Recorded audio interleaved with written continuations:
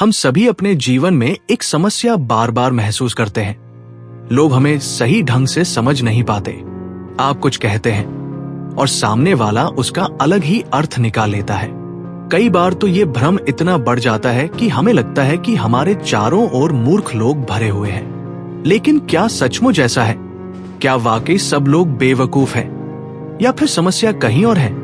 लेखक कहते हैं कि असल समस्या इंसानों में नहीं, बल्कि हमारी बातचीत और संवाद के तरीके में है। जब भी आप किसी से बात करते हैं, आपकी बात सीधे उसके दिल या दिमाग तक नहीं पहुंचती। वो पहले उसकी अपनी सोच, अनुभवों और भावनाओं के फिल्टर से होकर निकलती है। यही कारण है कि एक ही वाक्य को अलग अलग लोग अलग अलग तरह से समझते हैं। ये एक अदृश्य दीवार की तरह है जो आपके संदेश और सामने वाले की समझ के बीच खड़ी रहती है। यही कारण है कि हम चाहते हैं कि काश हम सामने वाले के मन को पढ़ पाते, तो न कोई गलतफहमी होती और न ही उलझने। लेकिन ये संभव नहीं है, इसलिए हमें इंसानी व्यवहार को समझने का दूसरा तरीका अपनाना पड़ता है। लेखक बताते हैं कि अगर हम सामने वाले की पर्सनैलिटी को पहचानना सीख लें, तो ये अंदाजा लगाना आसान हो जाता है कि वह किस तरह सोचेगा और किसी विशेष स्थिति में किस तरह का व्यवहार करेगा। अब ये जरूरी नहीं कि ये हमेशा 100% सही निकले, क्योंकि इंसान समय और परिस्थिति के साथ बदलते हैं। लेकिन फिर भी ये समझ हमें एक दिशा देती है कि हमें सामने वाले से किस तरह पेश आना है।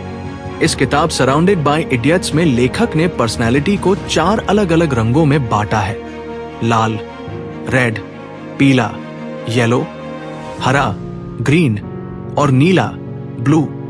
ये रंग इंसानी स्वभाव को दर्शाते हैं। कोई भी इंसान पूरी तरह एक रंग का नहीं होता, लेकिन आमतौर पर किसी एक रंग की प्रवृत्ति उसके व्यक्तित्व में अधिक नजर आती है।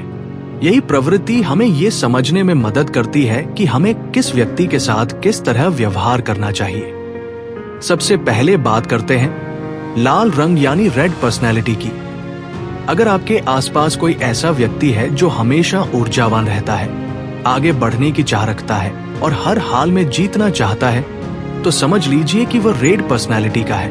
ऐसे लोग जन्मजात लीडर माने जाते हैं। उन्हें किसी भी काम में चुनौती चाहिए, लक्ष्य चाहिए और जीत चाहिए। ये लोग कभी भी पीछे हटना पसंद नहीं करते। अगर दफ्तर में कोई प्रोजेक्ट चल रहा है और सब लोग सोच विचार में लगे हैं, तो रेड पर्सनैलिटी वाला व्यक्ति तुरंत कहेगा, बहुत हो गया, अब काम शुरू करते हैं। वे कार्रवाई में विश्वास करते हैं, चर्चा में नहीं। रेड लोगों का सबसे बड़ा हथियार है उनका आत्मविश्वास। वे अपने फैसले पर यकीन रखते हैं और उन्हें दूसरों की राय की जरूरत नहीं पड़ती। अगर वे मानते हैं कि उनका निर्णय सही है, तो वे उसे तुरंत लागू कर देंगे। यही कारण है कि वे भीड़ में सबसे अलग नजर आते हैं। लेकिन उनकी यही विशेषता कई बार उनके लिए समस्या बन जाती है, क्योंकि वे सीधे और बेबाक होते हैं। इसलिए अगर उन्हें लगता है कि आप गलत हो, तो वे बिना सोचे ये कह देंगे। उन्हें इस बात की परवाह नहीं होगी कि आपकी भावनाएं आहत होंगी या नहीं। यही कारण है कि ऐसे लोगों के ज्यादा दोस्त नहीं बन पाते। रेड पर्सनैलिटी वाले लोग अक्सर अहंकारी भी हो सकते हैं। उनका ईगो बहुत मजबूत होता है। अगर उनके अहंकार को ठेस पहुंचे, तो वे गुस्से में आ जाते हैं। लेकिन उनकी यही आक्रामकता उन्हें बड़े फैसले लेने और नेतृत्व करने के काबिल भी बनाती है। वे कठिनाइयों से डरते नहीं, बल्कि उनका डटकर सामना करते हैं। कल्पना कीजिए कि युद्ध का मैदान है और सेना को तुरंत आदेश चाहिए। ऐसे समय में रेड पर्सनैलिटी वाला व्यक्ति बिना देर किए आगे बढ़कर आदेश देगा और सबको प्रेरित करेगा। भले ही बाद में उसके निर्णय पर बहस हो, लेकिन उस क्षण उसकी निर्णायकता सबकी जान बचा सकती है।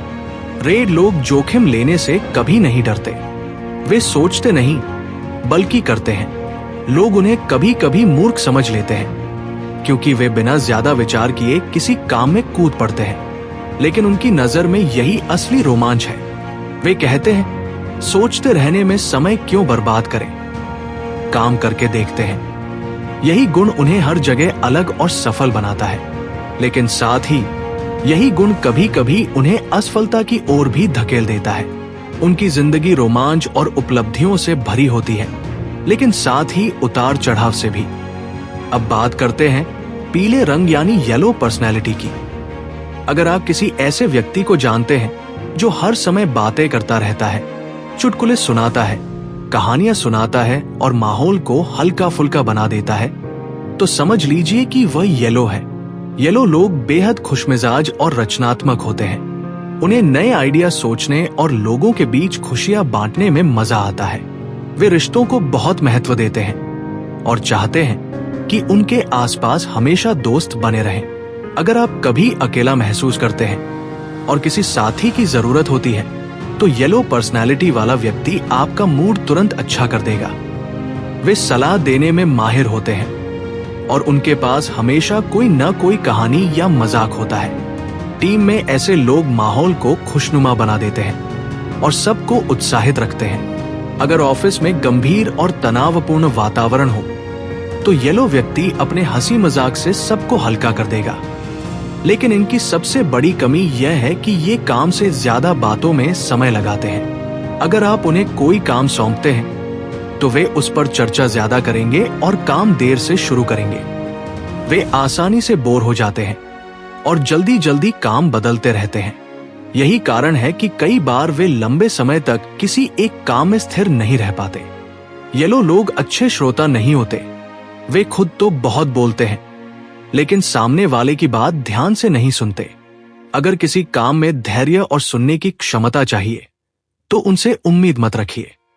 इसके अलावा वे फीडबैक भी पसंद नहीं करते।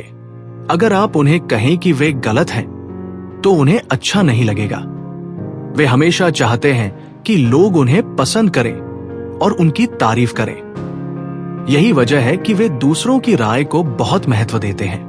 हालांकि उनके बिना माहौल अधूरा है। येलो लोग टीम में उत्साह, ऊर्जा और रचनात्मकता लाते हैं। वे लोगों को जोड़ते हैं और माहौल को जीवंत बनाते हैं। अगर रेड पर्सनालिटी वाले लोग लक्ष्य की ओर दौड़ते हैं, तो येलो पर्सनालिटी वाले लोग उस सफर को मजेदार बना देते हैं। रेड और येलो पर्सनालिटी को समझने के बाद अब हम आते हैं तीसरे रंग यानी ग्रीन पर। अगर आप किसी ऐसे इंसान से मिलते हैं जो हर हाल में स्थिरता चाहता है, जिसे बदलाव पसंद नहीं और जो जीवन में जोखिम से बचकर चलना चाहता है, तो वह निश्चित रूप से ग्रीन है। ग्रीन लोग स्थिरता और सुरक्षा को सबसे ज्यादा महत्व देते हैं। वे आरामदायक दिनचर्या पसंद करते हैं और चाहते हैं कि उनका जीवन बिना किसी उलझन या बड़े उतार चढ़ाव के चलता रहे। यही कारण है कि अधिकांश लोग इसी श्रेणी में आते हैं। लेखक बताते हैं कि दुनिया की आबादी का बड़ा हिस्सा ग्रीन पर्सनैलिटी का होता है। सोचिए, जब भी नया साल आता है तो कितने लोग नए संकल्प लेते हैं। वजन घटाना है, नया बिजनेस शुरू करना है, रोजाना व्यायाम करना है। लेकिन आंकड़े बताते हैं कि 92% लोग अपने नए साल के संकल्प पूरे नहीं कर पाते। क्यों? क्योंकि ज्यादातर लोग बदलाव से डरते हैं। वे वही करते रहना चाहते हैं जो उनके लिए सुरक्षित और आसान है। यही ग्रीन पर्सनैलिटी की सबसे बड़ी पहचान है। ग्रीन लोग किसी भी तरह के विवाद या टकराव से बचना पसंद करते हैं। वे हमेशा सुरक्षित रास्ता चुनते हैं। अगर सड़क पर ट्रैफिक ज्यादा हो और मौसम खराब हो, तो ग्रीन व्यक्ति कार निकालने की बजाय घर में ही रहेगा। वे हर काम में ये सोचते हैं कि इसमें जोखिम कितना है और अगर जरा भी रिस्क दिखे तो उससे बचने की कोशिश करते हैं। सुरक्षा और स्थिरता में कुछ बुरा नहीं है, लेकिन समस्या तब शुरू होती है जब इंसान हर हाल में सिर्फ सुरक्षित रास्ता चुनता है, क्योंकि जीवन अनिश्चितताओं से भरा है और हर समय स्थिरता संभव नहीं है। ग्रीन लोग भीड़ में छिपकर रहना पसंद करते हैं। वे न तो रेड की तरह आगे बढ़कर नेतृत्व करते हैं और न ही येलो की तरह लगातार बातें करते हैं। वे सिर्फ जरूरत पड़ने पर बोलते हैं और अनावश्यक रूप से ध्यान आकर्षित करना पसंद नहीं करते। लेकिन उनकी सबसे अच्छी विशेषता यह है कि वे वफादार और भरोसेमंद होते हैं। अगर आप उन्हें कोई काम सौंपते हैं और सही तरीके से समझाते हैं, तो वे बिना शिकायत उसे नियमित रूप से करते रहेंगे। हालांकि उनकी यह आदत भी है कि वे निर्णय लेने में हिचकिचाते हैं। उन्हें लगता है कि अगर उन्होंने गलत निर्णय ले लिया तो क्या होगा। इसलिए वे अक्सर भीड़ के फैसले पर चलते हैं। वे सामाजिक प्रमाण, सोशल प्रूफ ढूंढते हैं यानी वे वही करते हैं जो सब लोग कर रहे हैं। यही कारण है कि अक्सर ग्रीन लोग जीवन में बड़े अवसर खो देते हैं, क्योंकि उन्हें रिस्क उठाने का साहस नहीं होता। और हम जानते हैं कि जितना बड़ा रिस्क उतना बड़ा इनाम। अब आते हैं चौथे और अंतिम रंग पर, ब्लू पर्सनैलिटी। अगर आप किसी ऐसे व्यक्ति को जानते हैं जो अंतर्मुखी है, गहरी सोचता है, विश्लेषण करता है और हर बात में छोटी छोटी डिटेल पर ध्यान देता है, तो वह ब्लू है। ब्लू लोग ज्यादा बोलते नहीं हैं, बल्कि ज्यादातर चुपचाप रहते हैं और अपने आसपास की चीजों का गहराई से निरीक्षण करते हैं। वे तथ्यों और आंकड़ों पर विश्वास करते हैं, न कि केवल भावनाओं पर। ब्लू लोग बेहद विश्लेषणात्मक होते हैं। उन्हें हर काम में परफेक्शन चाहिए।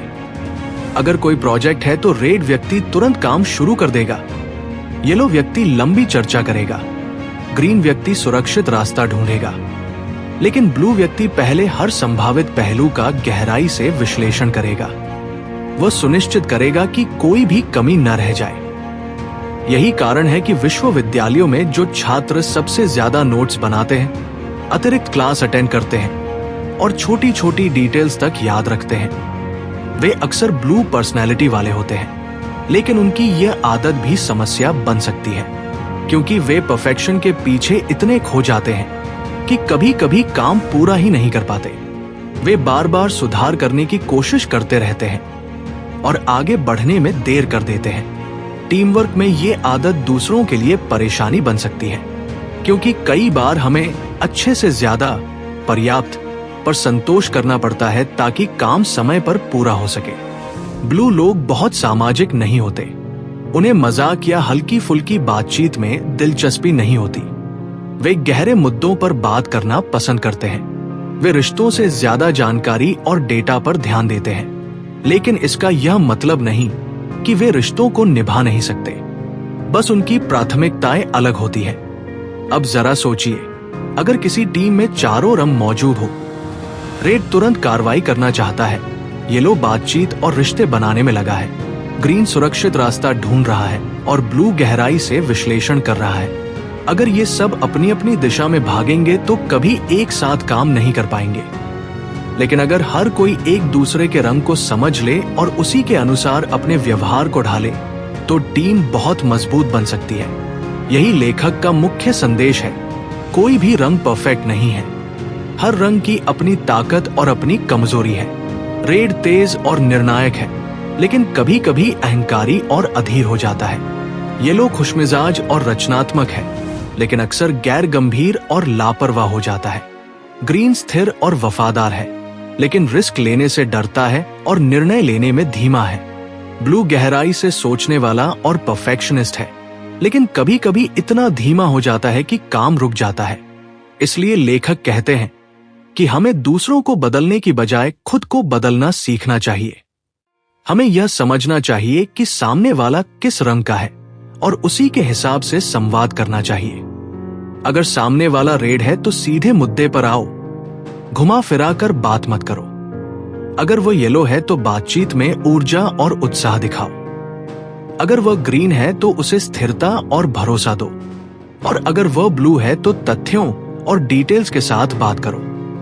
यहाँ सबसे बड़ी बात यह है कि हमें पहले अपनी पर्सनैलिटी को समझना चाहिए। खुद से पूछना चाहिए, मैं कौन सा रंग हूं? अक्सर हमारे भीतर एक से ज्यादा रंग होते हैं, लेकिन कोई एक या दो रंग हावी रहते हैं। जब हम अपनी पर्सनैलिटी को पहचान लेते हैं और दूसरों की पर्सनैलिटी का अंदाजा लगाना सीख जाते हैं, तो हमारी बातचीत आसान हो जाती है। हम झगड़े और गलतफहमियों से बच जाते हैं। जीवन की सबसे बड़ी कला यही है, लोगों के साथ तालमेल बैठाना। इंसान को इंसान समझकर उसकी कमजोरियों को स्वीकार करना और उसकी ताकत का सम्मान करना। जब हम ये सीख जाते हैं तो हमें ये लगना बंद हो जाता है कि हमारे चारों ओर सिर्फ इडियट्स, बल्कि हमें ये समझ आता है कि हर इंसान अलग है और हर किसी की सोचने और जीने की शैली अनोखी है। धन्यवाद साथ बने रहने के लिए। लाइक करें, शेयर करें, सब्सक्राइब करें।